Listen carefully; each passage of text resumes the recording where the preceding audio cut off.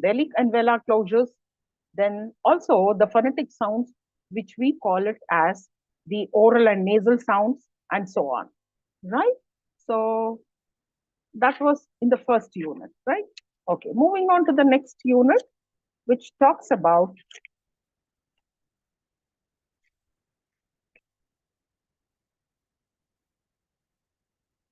right vowels.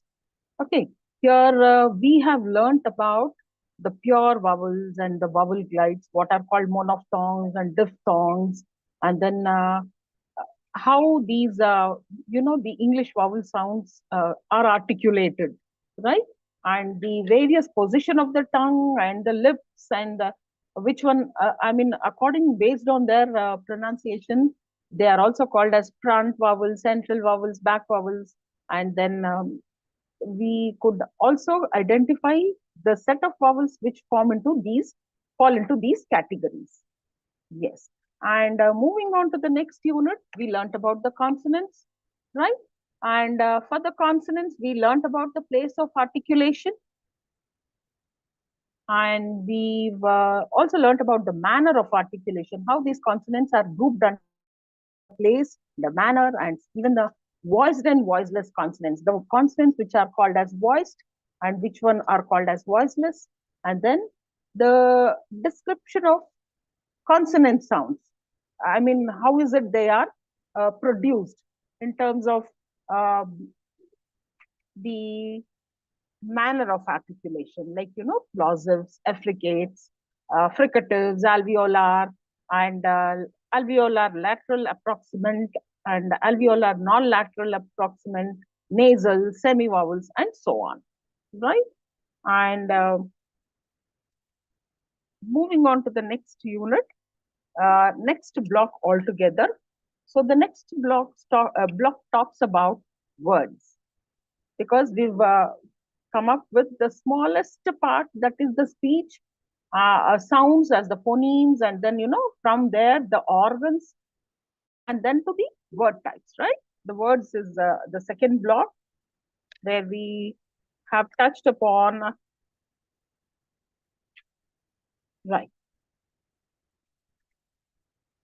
the content words, what are called the structure words, and which are the strong and the weak forms of structure words. Then how about the contracted forms? How is it that apostrophe uh, inserted between a letter and how it becomes a contracted, like doesn't, can't, and then coming to the rhythm of a sentence, how the word structure knitting together creates a sort of rhythm in it, right? And that's the beauty of the English language, the rhythm of the language, right? Then moving on to the next unit, that is the word classes. Under the same block, we have learnt about the word classes, right? Determining the word classes, just like the grammatical sentences, even words have their classes, isn't it? So the morphological test, then the syntactic test, and uh, then how these the word class of a new word has been, the demonstration of the word class of a new word using morphological and syntactic test. Then,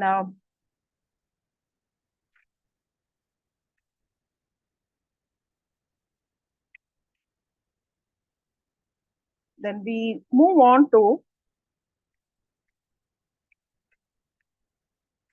the next unit. Uh,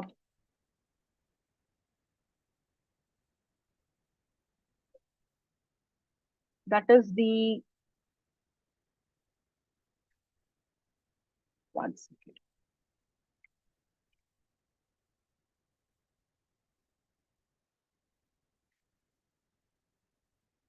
The types of verbs. Okay, under which we studied about the main verbs and which one are called the lexical verbs and the regular and the irregular verbs, and also how they are differentiated as the primary and the auxiliary verbs, isn't it? Even the though auxiliary is a helping verb, but then it is again divided into a primary and a modal auxiliary, right? Or again full verbs or lexical verbs. And then we also learnt about the regular, irregular verbs, And then the finite and non-finite verbs. That is the verb which shows the time and the tense when it changes. How is it called a finite? And that which doesn't go along with the time and the tense, it is called a non-finite. Then we had the types of verbs, again, auxiliary verbs, right?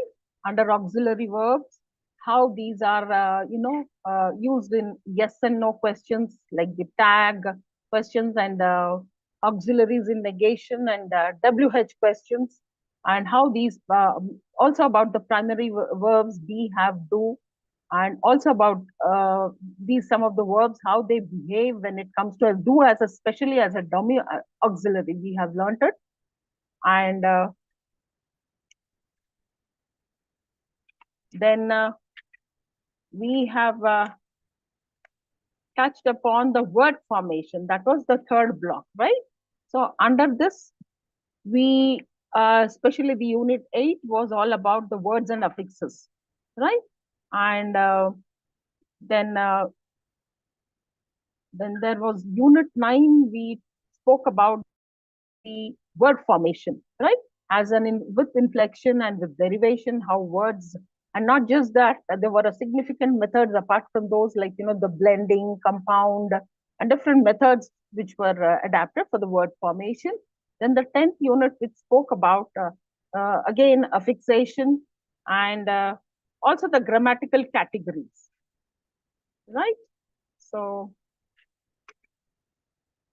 like the gender or the case, and the number, right? And the person. Okay, all these we've done it in the third block. Then coming to the fourth block, we have taken up phrases. Okay, under that, again, into like understanding a phrase. Okay, right? What is a phrase, and what is the head of a phrase, and the structure of a phrase, and what are the different types of phrases, which is, which act like, say, for example, a noun phrase acts like a noun in a sentence, and a noun phrase, and also the other types of phrases, like the adjectival phrase or adverbial phrase, and prepositional phrase.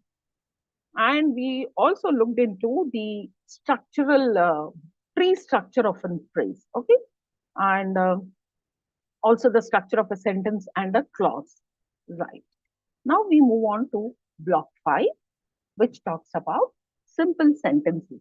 So we have come across the minutest particle to the word, and now to a sentence, a bigger part of a word, that is a group of words making into a sentence, right?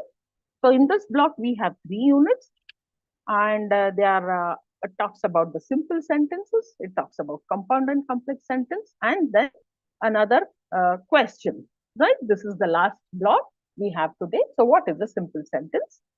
So we all know a sentence is nothing but a clause, isn't it? So when you say it's a simple sentence, you can understand that it consists of one single clause, right? So if you look at this, now, for example, uh, a simple sentence is a type of sentence that consists of just one independent clause. That is, it can stand on its own, right? An independent clause has a subject and a predicate and expresses a complete thought. Now, please remember, whenever I use the word clause, it is nothing but a sentence. Now, clause or a sentence always need to have a verb.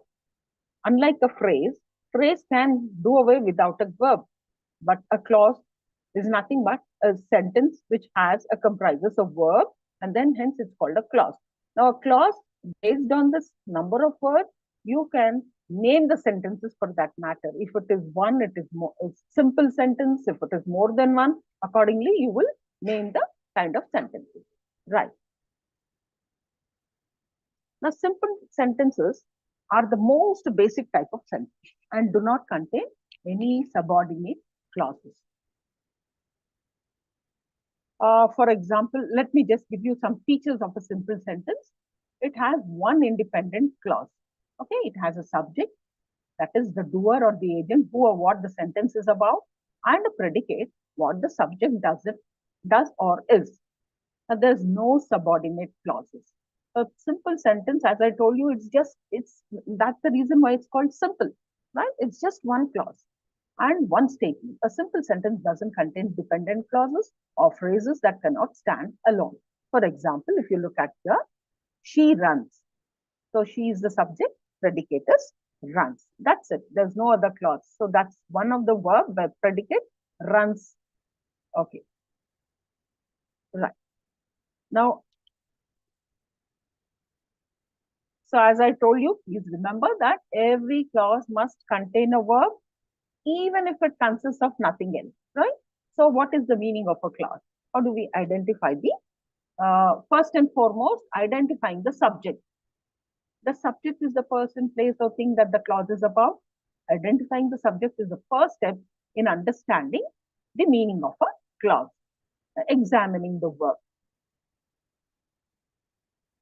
The verb describes the action or state of being in the clause. Analyzing the verb helps reveal the relationship between the subject and the rest of the clause. Considering the context. The meaning of a clause is influenced by the words, phrases, and ideas that surround it. Examining the broader context is crucial for fully grasping its significance. Now, let us move on to the next slide. I mean, the same concept, that is, how do we identify a clause? Now, I've already given the verbs here. That is, you need to understand, to identify clauses, you can look for a subject, okay, and a predicate. A clause is a group of words that has a subject and a predicate. The subject, who or what is doing the action, and the predicate is the action, right? So look at this. She is playing tennis. Okay, she is the subject here, and we are now looking at only the verb because we are concerned about the clause here, isn't it? So the sentence which we're talking about the predicate. Okay, and Anita and Babita are sisters. So look at this. The verb here are. Manoj has a color TV. Has. Okay. So they like music. Like. So we're just pulling out all the verbs from this clause over here. Next, these birds are beautiful. Are. Okay. Now, components of a clause. Now, just now I told you, a clause is nothing but a sentence. But sentence as a clause has some kind of components in it, some elements in it, right? So what are they? If at all you want to find out the constituents, that is the subject. Basically, let me tell you what are the constituents of components of a clause. Yeah, subject, predicate, isn't it? So when you want to know about the subject, you want to know in a clause which is the subject there. So you simply have to ask the question who or what before the verb. Okay, I'll explain it in the example. And a clause is a group of words that contains at least a subject and a verb. Clauses can be categorized as independent or dependent based on whether they can stand alone as a complete thought. And coming to the components of a clause. Here we have the subject.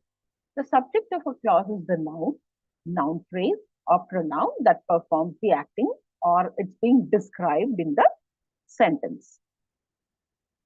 It answers the question who or what is doing the action or being in the state described by the verb, right? So in the clause, now she sings. She is the subject here. Okay. Now what is the action? It has been done by the verb sing. So singing is done by the subject, and she is the subject over there. So I think there are a lot more examples given in page number 210. Like you have the subject and predicate. I think if you can please look into it.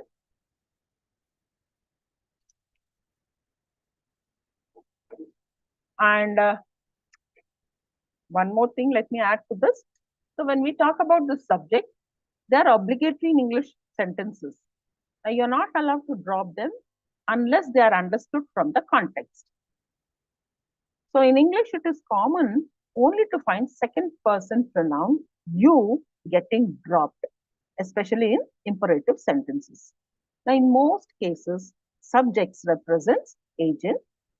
That is, they represent the one who carries out the action represented by the verb. And like, for example, okay, now to find out what constitutes the subject of a clause, as I told you, one has to ask who or what. Now, the example which is given here, for example, in page 211, Brazil had not conceded any goal at this World Cup. So, if I just ask a question, then I will know which is the subject here. Now, for this, what is the question I can ask? Should I ask who or what? It is who, because Brazil had not conceded any goal at this World Cup. Who had not conceded any goal in this? The answer is Brazil. Hence, that's the subject. Okay. So, one more example I'll give. The win has come at a price. So, I will ask not who here, what. What has come at a price? The win. So, that becomes the subject. Next, we have Ronaldo scored 4 goals in the World Cup. So, here I will ask, who scored 4 goals in the World Cup? Who? That is Ronaldo. Well, that would be the subject. So, here are a few examples of the subject. Now, coming to the predicate. So, predicate, in a clause, the predicate is a more structurally varied constituent. As we know that the job of a predicate is to complete the meaning or assert certain facts about the subject. So the structural composition of the predicate is totally determined by the semantic and structural properties of the verb in the predicate. Now, it is not the verb that completes the meaning of the subject. It is rather the subject that is selected by the verb to complete its meaning. Right. So, and predicate contains the verb and tells what the subject does or what happens to the subject. It expresses the action or state of being of the subject. For example, in the clause, she sings, sings is the verb, predicate, example. And here we have a few more examples. John went home, right? So went home is the predicate and John is the subject here. Now in the sentence, the lion roared. Roared is the predicate there. Now he writes well, right? Then again, she enjoys going to the cinema. Enjoy. Then we have arrived late in the sentence. The girl in the blue dress arrived late. So these are some of the examples of the predicate. Right. Now, basically, apart from subject and predicate, there are other things which form a components, and they're quite many times they are optional, like not unlike the subject and predicate, which are mandatory and obligatory, whereas the other components are optional. Let us quickly have a look at this. So we've done with subject and predicate. The next one is the object, right? Now the object receives the action of the verb, right? Then complement is again an optional one. A complement provides additional information about the subject or the object. Now, adverbial, that is again an optional. An adverbial provides extra details like when, where, or how something has happened. Now, let us quickly look at the example. Okay. So, as I was talking about the object, whether it is direct or indirect, an object is a noun or a noun phrase that receives the action of the verb. Not all clauses have an object. That is the reason why I told you it's an optional, right? But many do. Many of them do have an object, especially when the verb is a transitive verb. So you have already learned about the transitive and intransitive. That is something which a verb which needs a kind of another object to complete its meaning. That's a transitive. Intransitive doesn't need an object. It can, give you a clear meaning by itself, right? So then coming to the direct object, this receives the action directly from the verb. Example, she kicked the ball. Okay. Now the ball is the direct object here. Now kicked, if you can see, this is a transitive verb, right? It needs some object to be completing its meaning, its action. She kicked the ball. Indirect object. She gave him a gift. Okay. Now here I can drop out him. She gave a gift. If at all we know about the person, the other indirect object. Okay. Him is an indirect object. Gift is a direct object. Okay. So she gave a gift instead of him. So him is an indirect one. But still you can have it there. That is an indirect. She gave him a gift for further clarification. And whereas gift is the direct object. A compliment. This provides more information about the subject or object of the clause. Now it can be an adjective, noun, or noun phrase that completes the meaning of the word. Now subject complement describes or identifies the subject, typically with linking verbs like be. We all know the be forms, the verb be forms like is, am, are. Okay, so here he is a teacher. A teacher is a subject complement. It's a subject complement describing he. So what is he? He is a teacher. That's a subject complement, right? Now object complement describes or modifies the direct object. Example, they elected him president. The president is the object complement describing him. So they elected him. We don't need actually there, but then it is like a complement for that object, him. Right. Adverbial, which modifies the verb and provides information about how, when, where, or to what extent an action occurs. And they can be adverbs, prepositional phrases, or clauses. For example, in the clause, she runs fast. It's an adverbial modifying runs, which adds more, a kind of an explanation to the verb. She runs fast. Okay. So here we have the subject, the verb phrase, and the object. So John wanted a new bicycle. All of the girls are learning English. Okay. And right, I think if you can turn to page number, we also have subjects and predicates, which are already given here.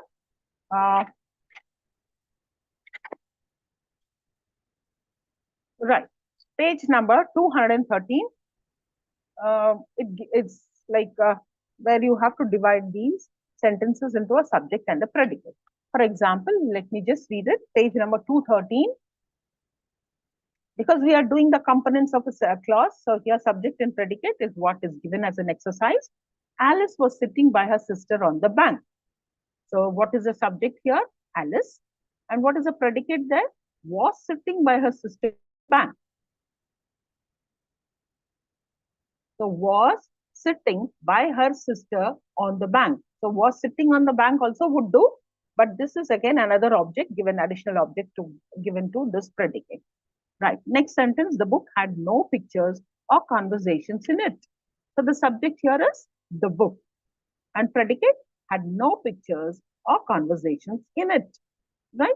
The next sentence, her hot day made her feel very sleepy and stupid. So the subject here is the hot day. So again, you can even ask what or whom, right?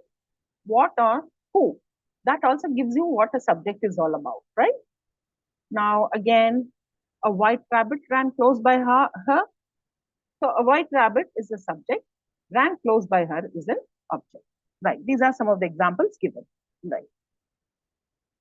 Next, we move on to objects and adjuncts. So what are objects and what are adjuncts? The object is the noun or pronoun that is directly affected by the action of the verb in a sentence. Now, he ate the apple. So the apple is the object and the subject is he and the verb is ate, right? And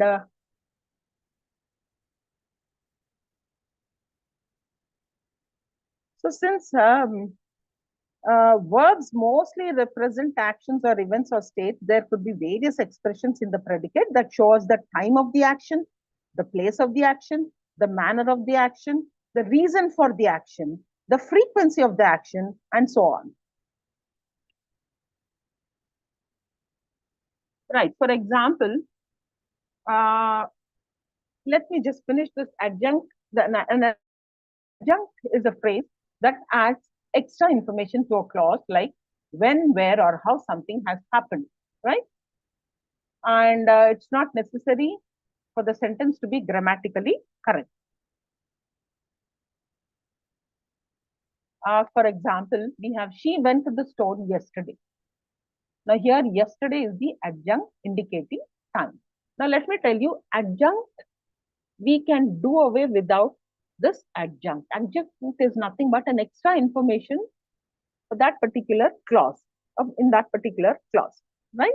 So I think, for example, she went to the store would do instead of yesterday. It's talking about the time, when, isn't it?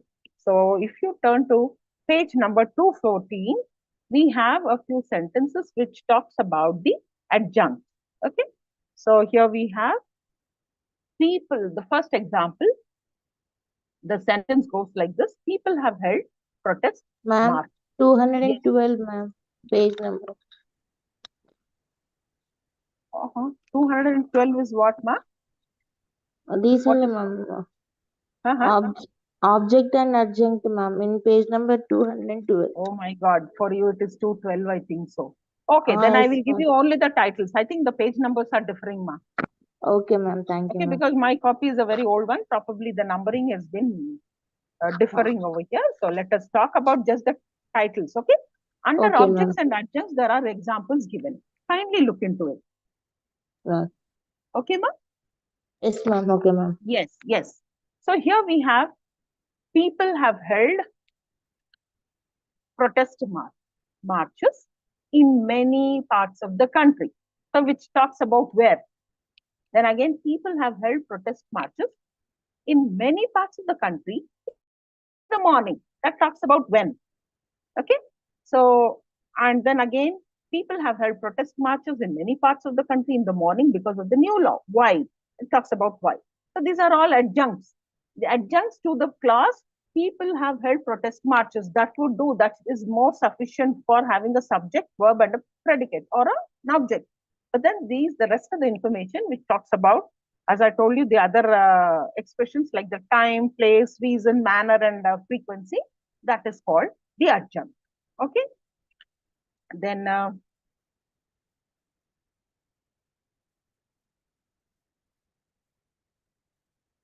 so these are actually the optional elements which are called adjuncts.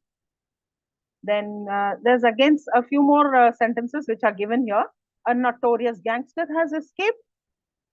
Then additional to it, from a prison in Paris, by a helicopter. Right? These are some of the examples for adjunct. Right. Now I also have a couple of examples here. He gave her a present. Okay. Now look at this. Her is an indirect object. He gave a present. A present is a direct object. Okay. I can do away without her. He gave a present or he gave her a present. Right. Now, what is the adjunct here? He gave her a present yesterday. Now, yesterday tells the when the action has happened, the time of the action. Right. Object. They built a house. They built her house on the beach. I can do away with this without this adjunct on the beach, right? They built a house would be sufficient. But this is an extra information talking a bit more about that object, hence it is an adjunct. So please remember some of the key points given here. An object is necessary to complete the meaning of a word in most cases, while an adjunct is not. Adjuncts can often be identified by asking questions like when, where, how. Right. Next, we move on to Unit 14. Okay, compound and complex sentences. Now that we've done with the simple sentences, right? A sentence with a kind of a clause, a subject, a predicate, and then an object, and so on. Now it is compound and complex sentence. Now let us look into these differences. Why is it called a compound and why is it called a complex?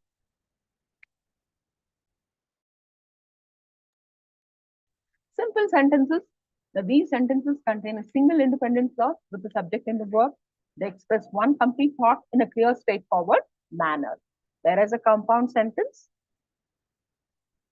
linked to two or more independent clauses, allowing writers to convey multiple related ideas.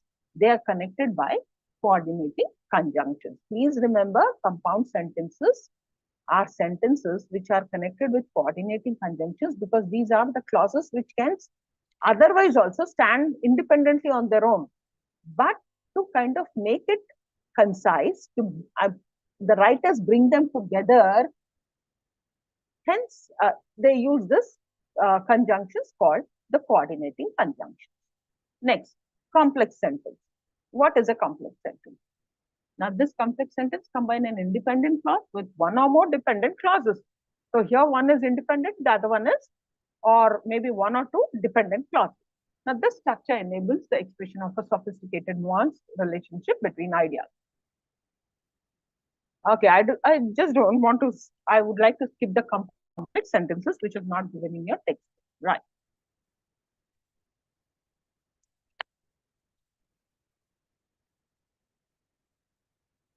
Okay. Another important aspect I want to tell you, a simple sentence, as I already told you, by counting the number of verbs, you can figure out the simple sentence. So each verb indicates the presence of one clause. Please remember. So when multiple clauses are involved, and you should understand whether the sentence is a compound or a complex sentence. Compound, though if there are multiple clauses in both two different and they become compound, that is they are independent but they are compound. The complex, one dependent, one independent. Right. Okay. If you turn to the examples of the same thing, sentence under sentences and clauses, just look into the examples because for me it's 222 page number.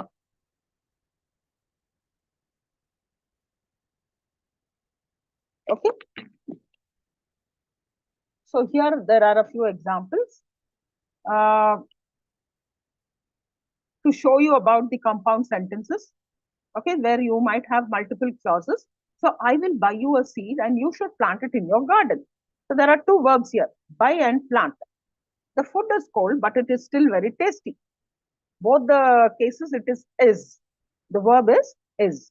The food is cold, but it is still very tasty. Now, when Jimmy reached his apartment, he found the door open. Reached and found. There are two. So hence this is a okay. This is a sentence which has two verbs in it, right?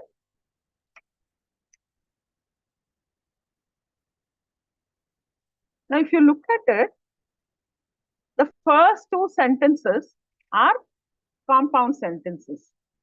And the last two sentences are complex sentences, right? Why? Because the first two sentences, I mean, they can stand on their own and they are connected with and.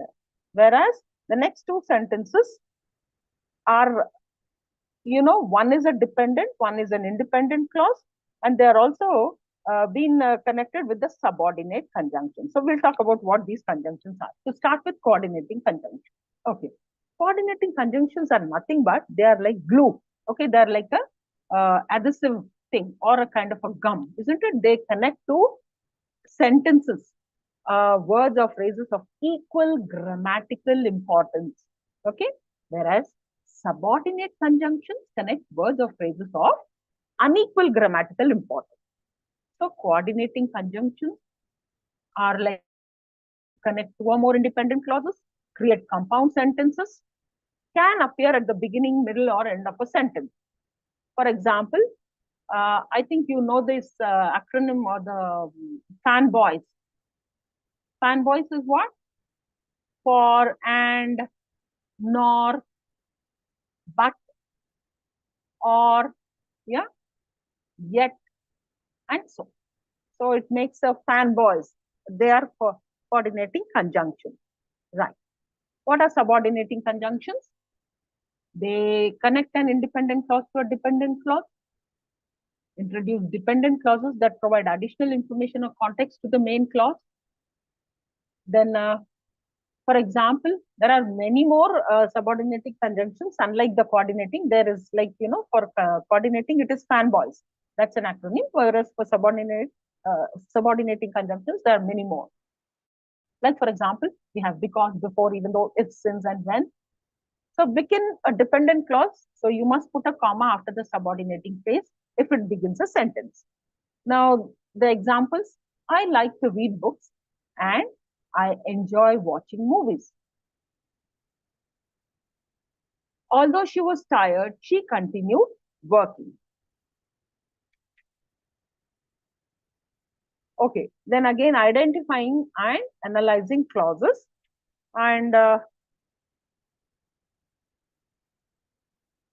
I think I do not know your page number, but here it says 233. Identifying and analyzing clauses. 221, ma'am. Okay, right. So yours is slightly, mine is a bit ahead of your pages, I think so. Right, Okay, ma'am. right. Here it goes like this. See, I will buy you a seed and you should plant it in your garden. So the clause 1 says, I will buy you a seed, you should plant it in your garden. So both are like, they can stand on their own.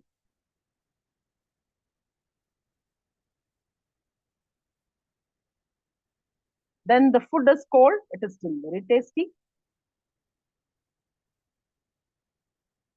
And when Jimmy reached his apartment, he found the door open. Jimmy reached his apartment, he found the door open. All those sites, now if you look at this, when and although they are they are complex sentences. Okay. And but the other two are like, they have been using and but, which is like coordinating sentences. Next. Then we again followed by, there's another page which talks about check your progress.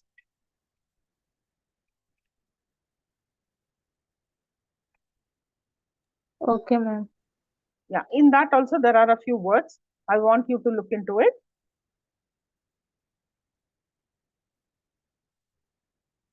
Yeah.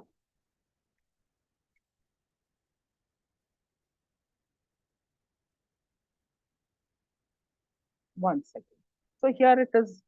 Amir has taught at a school, but he does not have any experience of teaching adults. So one is the clause. First clause, there are two clauses in this.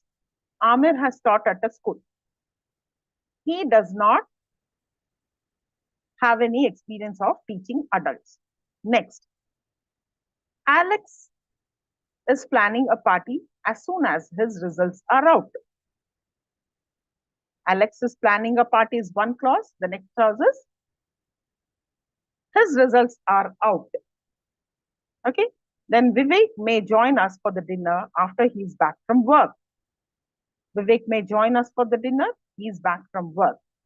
Next, although Megha does not like dancing, she's trying to learn. Megha does not like dancing, she's trying to learn it.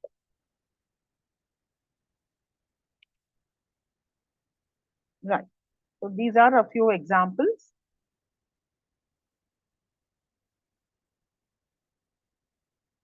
This is for identifying the clauses. Okay, this was the exercise. You need to identify the clause.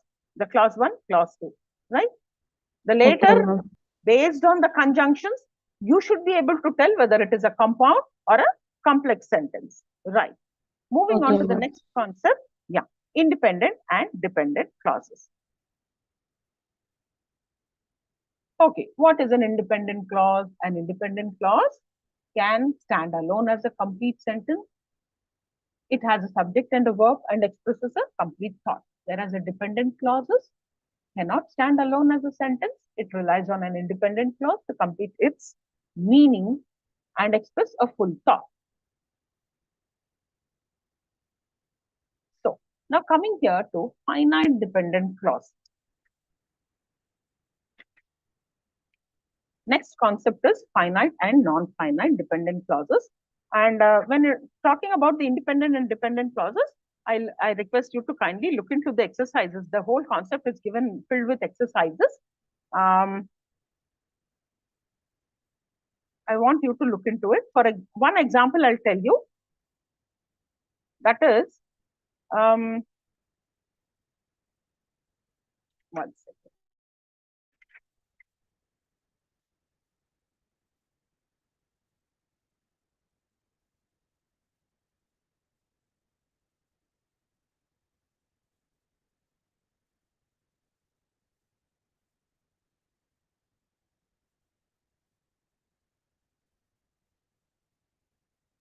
Okay. Although it is, I think this is an example thing which is given here for the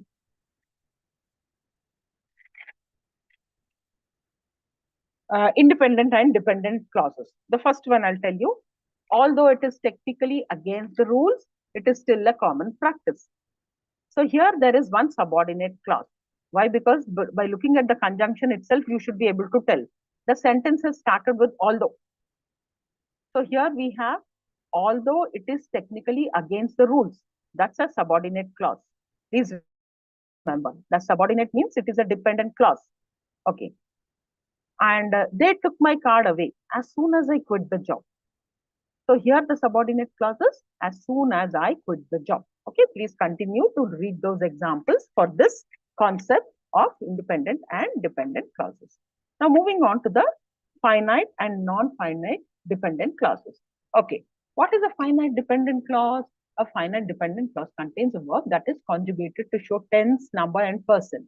Now, finite, please remember, a verb which will change according to the number, the tense, and the person. It has a clear subject and a verb, and it typically begins with a subordinating conjunction like because, if, although. Now, if you look at the characteristic features of a finite clause, it contains a conjugated verb, that is the finite verb, expresses a complete thought that still depends on an independent clause to complete its meaning.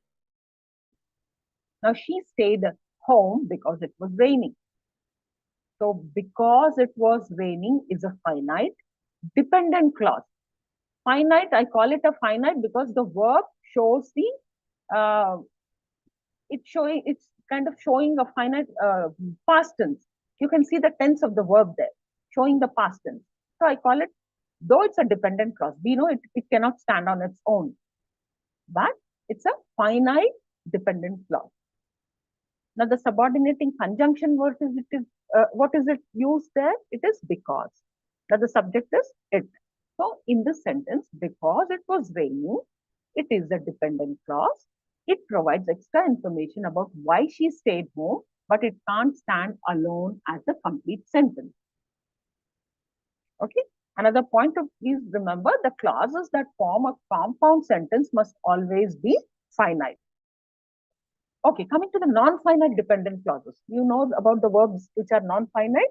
Yeah, they don't change according to the time, tense, and the person. Right. So a non-finite dependent clause contains a verb that is not conjugated and they do not show tense or agree with the subject in person and number.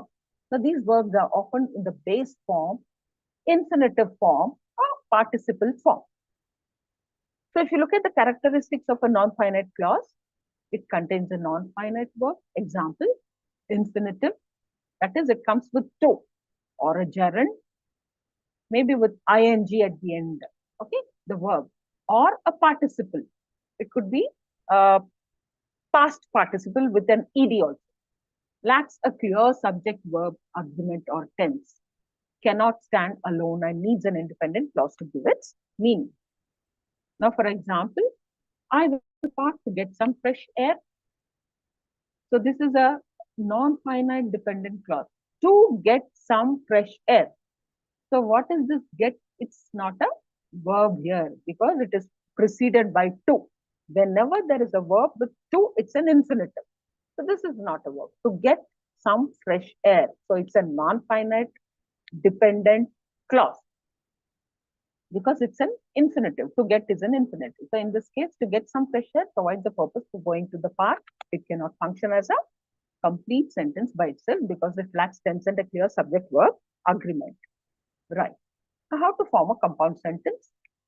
Uh, Combine two independent clauses, complete sentences with a comma and a coordinating conjunction like and, but, or, so, yet, for or nor, essentially joining two separate thoughts into one sentence while maintaining the completeness of each clauses. Okay. And again, let me tell you, there are a few examples given. I think it's not 130 by mistake. I have printed it as 130. Okay. Okay, ma'am. Yeah. Again, how to form a complex sentence? Complex sentences made up of a main clause and a subordinate clause or dependent clause. The clauses are connected by a subordinate conjunction. First, you need to start with two simple sentences, each with a subject and a verb. Add a subordinating conjunction or relative pronoun to one of the sentences. The sentence with the added conjunction or pronoun becomes the dependent clause, and the other sentence becomes the main clause.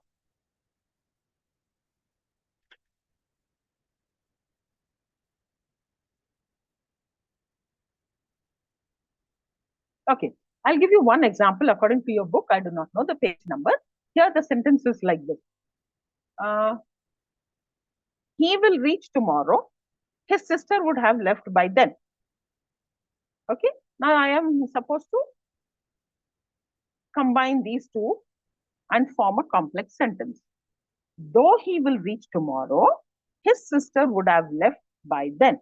So I'm starting with though, and after that clause, I have to put a comma. Then his sister would have left by then. Again, next one more. The match ended in a draw. The Japanese team was out of the competition. Now, this is a complex sentence again. Please look into it. The Japanese team was out of the competition as the match ended in a draw. As the match ended in a draw. So, clubbing them with as. Okay. And another one, the roads are flooded because it has been raining heavily. The roads are flooded. So the roads are flooded because it has been raining very heavily. Okay. Now coming to the conjunctions, as I told you, they are connecting words. Coordinating conjunctions are there, and subordinating conjunctions are there. Right. Okay. We are moving on to the last unit, that is questions. Okay. Right. What are questions? They are key part of communication, and in English, there are two major types of questions. They are polar questions and content questions. So what are polar questions? And this is unit 15, last one. So what are polar questions? A polar question is a question that expects a yes and no answer. Now, these questions typically begin with auxiliary verb like do, does, did, is, are, was, were, or modal verbs like can, will, should, may, etc.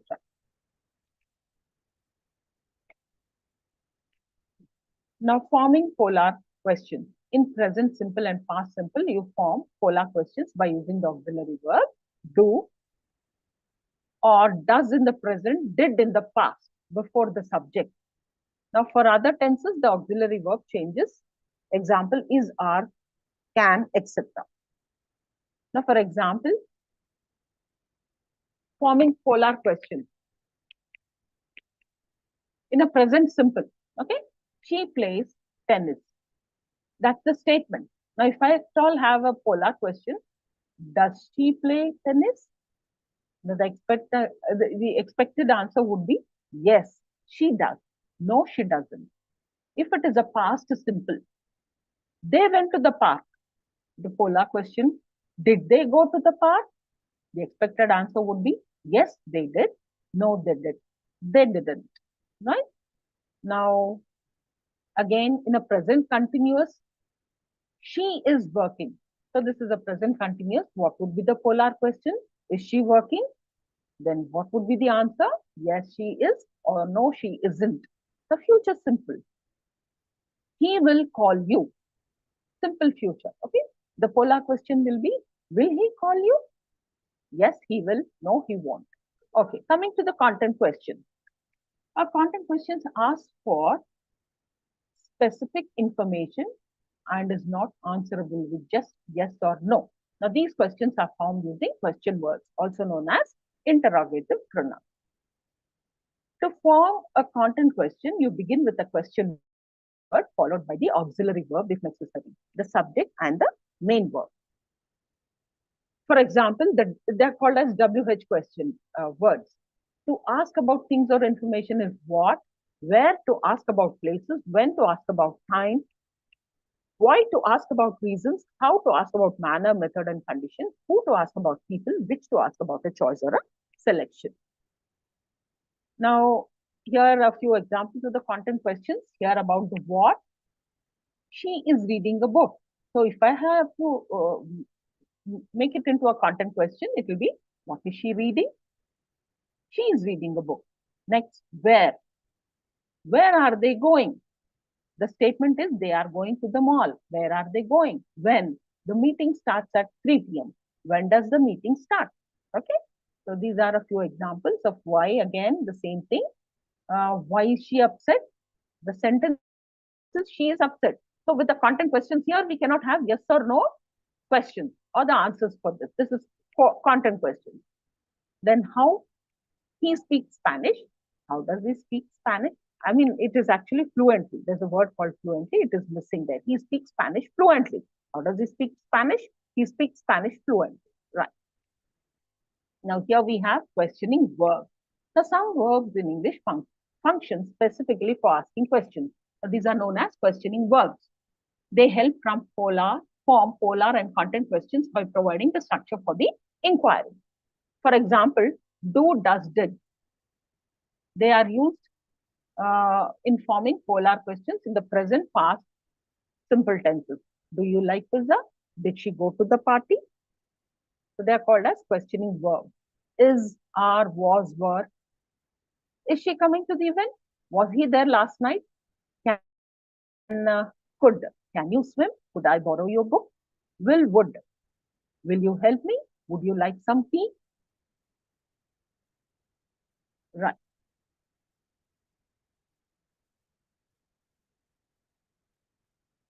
Now for a, I think we have, this is just a summary of that. Right. Okay, here again, have, has.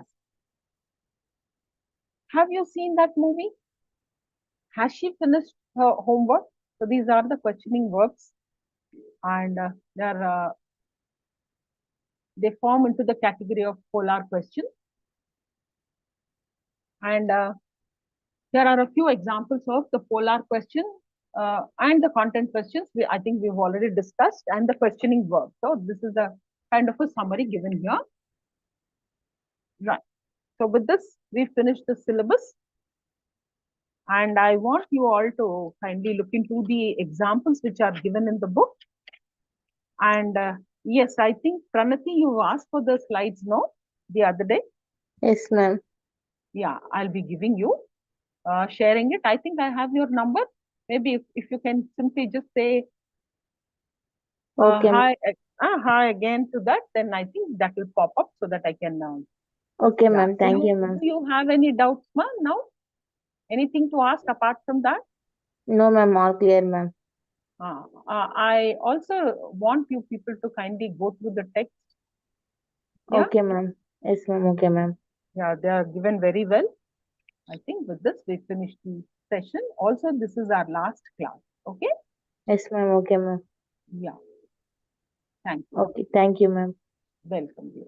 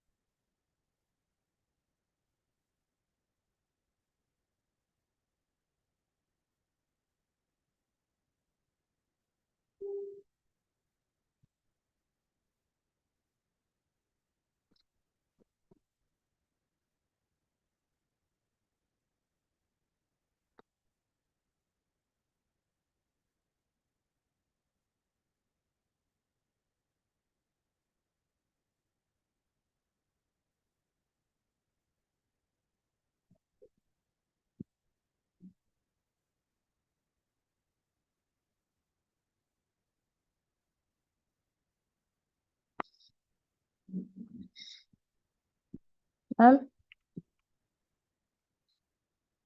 Yes. Shall I leave, ma'am? Yeah, you can leave, please. You can leave. Okay, ma'am. Thank you, ma'am. Welcome, dear.